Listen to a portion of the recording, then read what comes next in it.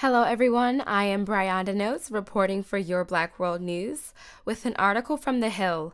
Don't forget to subscribe to this channel and visit theblackbusinessschool.com to learn about financial literacy and how you can grow your business today. White supremacist Richard Spencer recently filed a motion to dismiss a federal lawsuit that seeks to hold him responsible for the violence he caused in Charlottesville, Virginia last August. Spencer argues that he can't find a lawyer to represent him because his case is, quote, too controversial. He further claims that last summer's violent, hate-inspired rally should be accepted as the, quote, cost of free assembly and maintaining a vibrant political culture, end quote. Our nonprofit Integrity First for America brought the lawsuit that Spencer now wants thrown out. Although it is unfortunate that he cannot find legal representation, Spencer is not the victim here.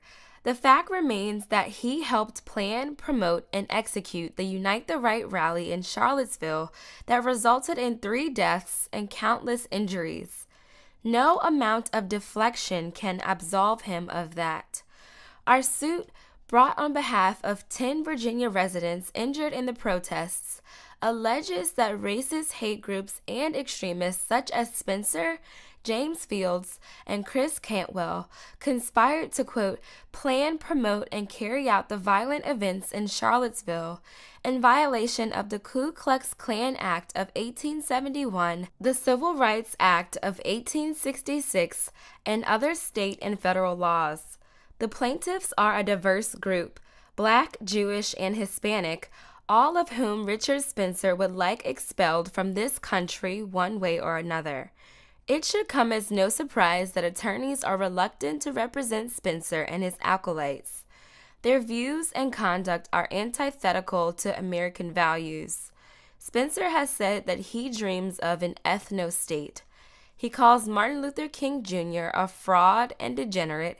Matthew Heimbach, another defendant, says, quote, of course we look up to men like Adolf Hitler. Another calls gay people sickening, demon-possessed monsters. Hiding behind First and Second Amendment protection in order to skirt legal consequences for committing violence is unjustifiable. This case is not about free speech. Racists are free to spout their hateful views, but violence is neither legal nor protected. Carrying a gun and yelling racist epithets does not transform planned violence into protected conduct. It only makes that violence more loathsome. Right-wing radicals present a real growing threat to our country. According to a recent report by the Anti-Defamation League, right-wing extremists were responsible for nearly 60% of extremist-related murders in the United States last year. In fact, 2017 was the 5th deadliest year on record for extremist violence since 1970. These statistics reflect a decade-long trend of increasing threats from violent racists and anti-government extremists from 2008 to 2017. According to the same report, right-wing extremists killed 274 people in the United States. Islamic extremists killed 99. As investigative reporter David Newert writes in his book, Alt America, domestic terrorism spiked dramatically between 2008 and 2015, when the number of domestic terrorist incidents was, quote, almost 3 times the rate of the preceding 8 years. Most of those incidents were committed by right-wing extremists. Understandably, police departments routinely rank anti-government, right-wing extremism as a bigger threat to their jurisdictions than Islamic terror. Integrity First for America brought this case because the shocking reemergence of neo-Nazis and the KKK underscores an important reality. Racist hate groups feel emboldened today. In last week's State of the Union speech, for example, President Donald Trump spotlighted violence by MS-13 and immigrants while neglecting to mention that white supremacists dressed in white shirts and khaki pants are actively recruiting on college campuses. When Trump waited 2 days to unequivocally denounce the white supremacists in Charlottesville, placing blame on both sides and saying that not all of those people were white supremacists, he further empowered them.